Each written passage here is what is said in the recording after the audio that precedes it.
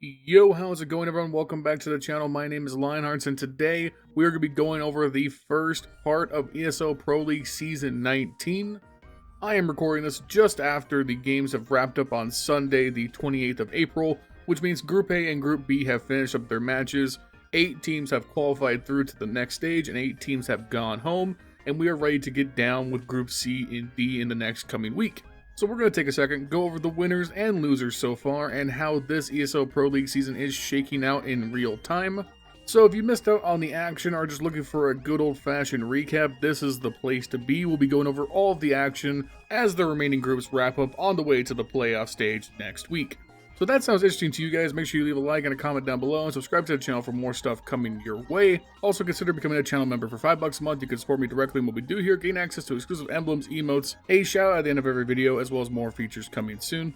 And lastly, check me out on Twitch, twitch.tv/LionHeartZ1337. I stream Sunday through Friday, 8:30 p.m. Pacific Standard Time. Come hang out. And with that out of the way, let's get started.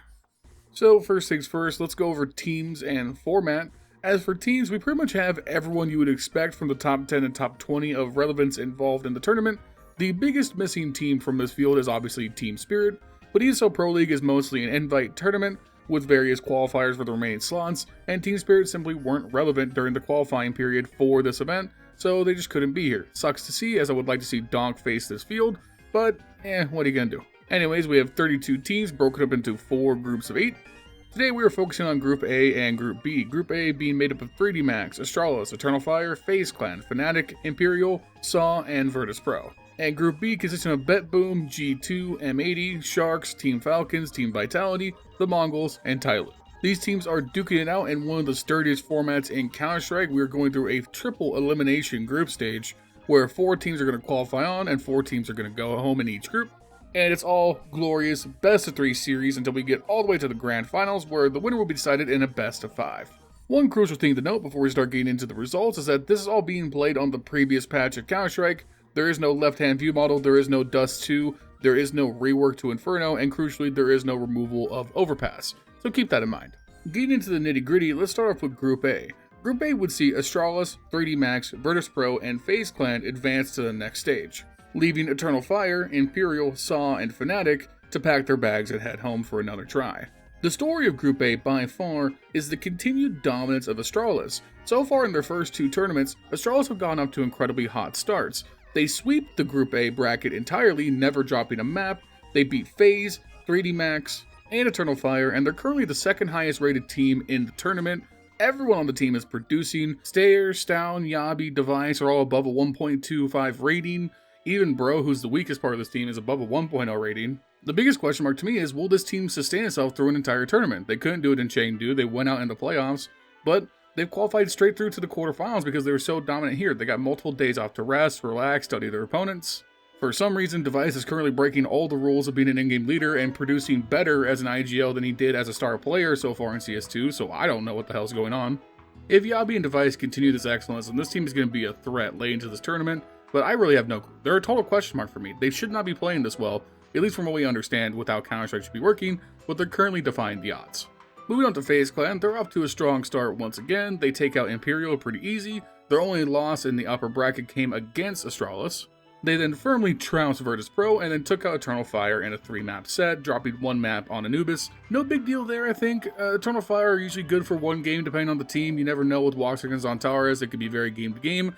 But when it came down to the full series, Faze were in control and they advanced comfortably. What's interesting about this current iteration of Faze Clan is how the roles seem to have swapped. Previously, it was Rops who was really the superstar, the carry of this team, the one they relied on to get them through tournaments, but thus far and since the major, Rops has been pretty much a middling to average player, very much the 3rd star. It's been about Frozen and Brokey all the way.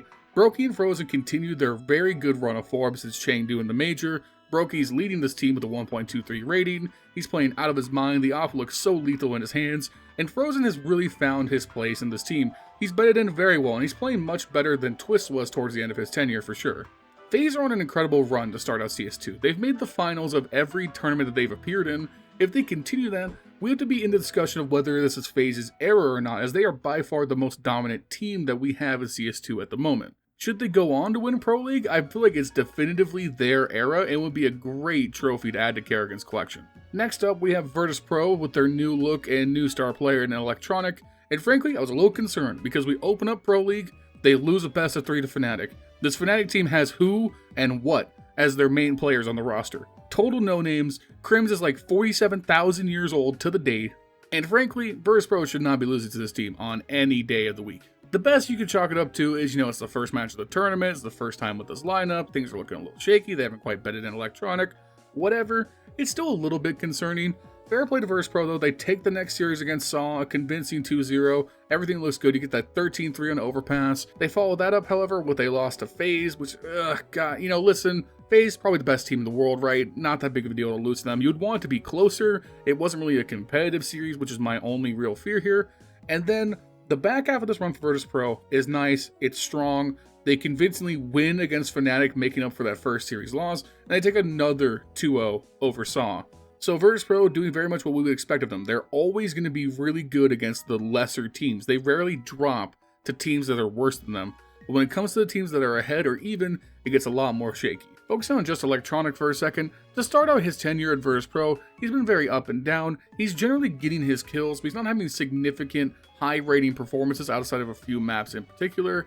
Mostly he's kind of getting his kills, getting traded out, and doing his best to support the team around him. Meanwhile, Flit continues to be the best player on Virtus.pro, with Jame not that far behind him. Jame actually having a good bounce back tournament, which I think bodes well.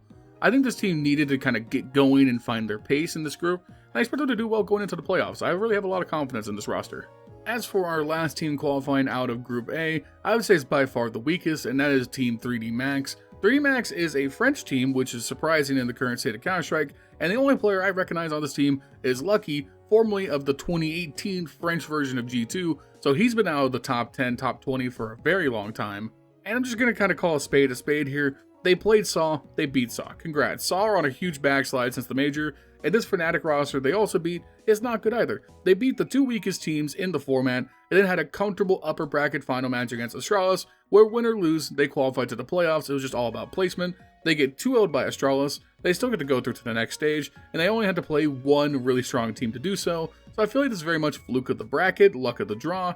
I don't believe in this team in the playoffs. I would consider them one of the weakest teams currently qualified. But hey, maybe they surprise me. Maybe French Counter-Strike is back on the menu. However, as we all know, there is no Dust 2 in this format yet, which is the classic French map, so they did not receive their plus 10 baguette buff that this new patch gave to all French players in the world, which is sad. Now, as for our Group A losers, I'm going to give basically no time to Fnatic because this team really isn't relevant at all. They're not in the HLTV top 20. It's very much a tier 2 mixed international lineup with one amazing former pro veteran in Crims who is very much past his prime. I really do not care about this team, and they didn't do anything here. They went straight out, they didn't look impressive whatsoever, so later Fnatic. As for SAW, I am disappointed with SAW. They were on a great run to open up this year. They went into the major looking super strong, and then once they lost in that upper bracket final to Cloud9, it feels like it was GG for this lineup. SAW has been on an absolute backslide since then. They bombed out of the major, they bombed out of Chengdu, they are currently bombing out of ESL Pro League, and that's really sad to see because the team looked so dominant up until that point that I really thought we were seeing the emergence of a new organization and a new potential top 20 team. As for Imperial, out of the Brazilian top teams, I actually think this is one of the better rosters that we have. I think Decenti is actually a great player, and Vinny, Henny, Phelps, they could have their day. I think this was a bad group for them. They didn't perform as needed. I don't know if this is necessarily like a lot of the other Brazilian rosters where they need to blow this up, but they're definitely not on a great run of form right now. I don't really know what the solve is for the Brazilian community. It seems like the lesser teams like Pain are definitely doing better than these big orgs like Imperial, but I don't know what the solution is as for making a true great like top 10, top 15 Brazilian roster with the current mix of talent. I just don't have the answer for that. And lastly, Eternal Fire. Eternal Fire, you confuse me. You make me question my ability to watch Counter-Strike, because this roster should be great. Zontaris, currently a top 10 player in the world for my money. Woxic, when he's on, can be a top 5 or better opper, but Woxic and Zontaris do not play consistently well together. They trade times of carrying, and the rest of the team fluctuates up and down. They are the most day-to-day team that you could consider a top 15 team. I don't know what to make of them. It feels like some tournaments that they're going to dominate and win, and some tournaments are like this where they go out quietly in the groups. Moving on to Group B, we have our advancing teams in Team Vitality, Team Mongolz, BetBoom, and G2. Now, we're going to start off with Vitality, where Vitality are currently the best ranked team in the tournament. ZywOo's looking fantastic, but it comes with one massive caveat, and that's that they beat up on a bunch of shitty Tier 2 teams to get here. They played Sharks. Wow, amazing. BetBoom. Wow, amazing. And then they absolutely dicked on the Mongolz, which is like the only legitimate team they played. Like, I'm sorry, Vitality were given a free pass to the quarterfinals. They played no good competition. They didn't have to deal with G2. They didn't have to deal with any other top 10 teams. They got to just cruise, and frankly, they needed it. They've been on a very shaky run of form. ZywOo has not looked himself. I think ZywOo needed to beat up on some just worse competition to get some of his magic back. And magic, he did. A 1.72 rating, a 2.0 KD, a plus 65 kill death differential, over 6 maps and 120 rounds. He was just basically using the AWP like a shotgun. It looked like the ZywOo of old, who would just walk up to whatever part of the map he wanted, take out 3 people, do it without looking, spinning around the circle, diving through the air, like he was literally born to play Counter-Strike. Which he was. But, I mean, I'm just going to go ahead and say it. I need to see them do it against good competition, because as of late, Vitality has not been able to do it against better or closely rated teams of the top 10. So will this be the thing, the spark that reignites ZywOo? I don't know, but I sure as hell hope so, because when ZywOo is great, the Counter-Strike is just so fun to watch. Now, if Vitality had the easiest path to the playoffs that we've maybe ever seen in Pro League, then the total opposite is true for G2. G2 had to walk through miles of broken glass while on fire, and people were throwing rocks at them. Because they open up, they beat Tyloo. Great, you should be beating Tyloo. They then lose a best of 3 to the Mongolz, where they were completely uncompetitive. They get absolutely destroyed 4-13 on Ancient, and then 13-7 on Anubis. I don't know why I said the first one backwards, but just work with me. I mean, the Mongolz, they are a great team. They're honestly a lot better than I think most people give them credit for. But getting 2-0'd by them when you're G2, a team that should be like a top 5 team in the world, should be contending for championships, is unacceptable. And even more unacceptable is going on to lose a 3-map set to M80. M80 is a team of absolute no-namers, and they take you to overtime on 2 maps. After just destroying you on Ancient 13-2, which, by the way, G2, stop picking Ancient. Stop picking Ancient. You guys are not good on Ancient. Stop picking it. Anyways, you get stomped out on Ancient. You then go to Inferno, overtime victory, an absolute thriller. You then go to Vertigo and lose in double overtime to M80. How? How are you allowing this to happen? And then you go to play the Falcons in an elimination game. You open up on Vertigo. You lose in overtime to Falcons on Vertigo. And at that point, I think G2's out. I think they're going home. It's a disaster. They've let down Monsi. You gotta blow up the roster. Wee-woo. It's just absolutely done. And then you just turn it around. An absolute coin flip. And you go 13-3 and 13-5 on Anubis and Nuke and send the Falcons home. Like a total just coin flip dominance on the last 2 maps when you absolutely needed it. And then we come to the last chance qualifier. Win or go home against M80, who have already beaten you once. And it is just the first map, Ancient. The map that you should just stop picking. And it's just a back and forth shit show. You take 3 rounds, M80 takes 3 rounds, you take 3 rounds, M80 takes 3 rounds. But you close out the first half with 3 straight. You open up the second half, you take the pistol plus 3, you've won 6 straight. It's now a 9-6 game. But M80 grinds it back to overtime. And we go 3 overtimes deep. Nico, by the time we get close to the end of this game, was 6-15, looking like an absolute disaster. Nico closed out this game by going 30-30. He nearly triples his kill count in the back half of this game and the overtime with an incredible ace to send it to the second overtime, I think it was. I mean, Nico resurrected himself from an absolute disaster to put the team on his back and carry him through this Ancient when they absolutely needed it. And then you go to Inferno and you just do your work, 13-6. You limp through to the playoffs. G2 are a heart attack to watch if you're a fan.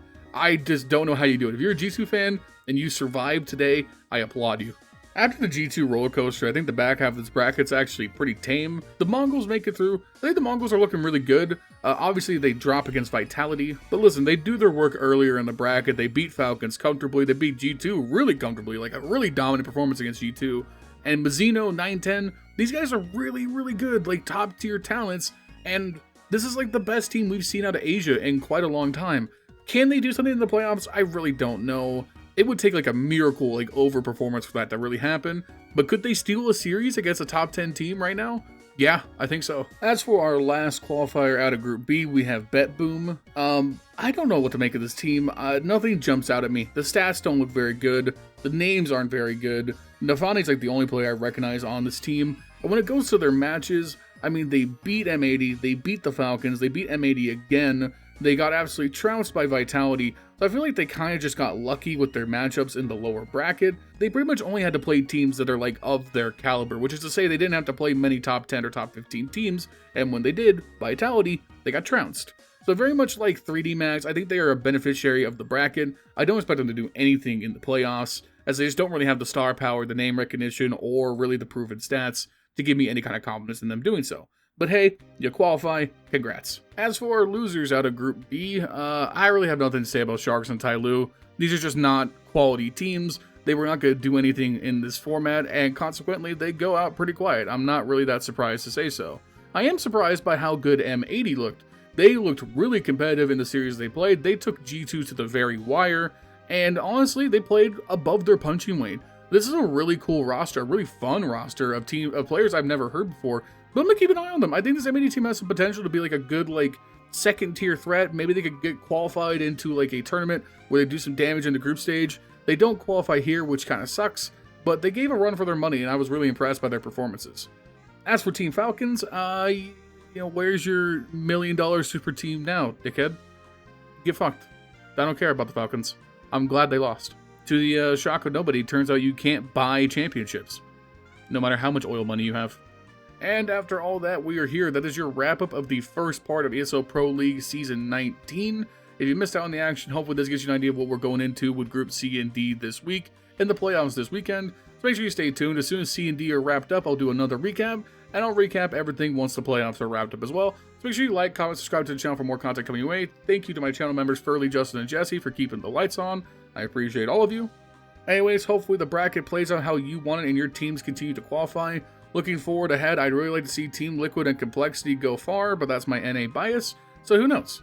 Anyways, I'll let you guys know when those videos are ready, and I'll see you soon with another one. Peace.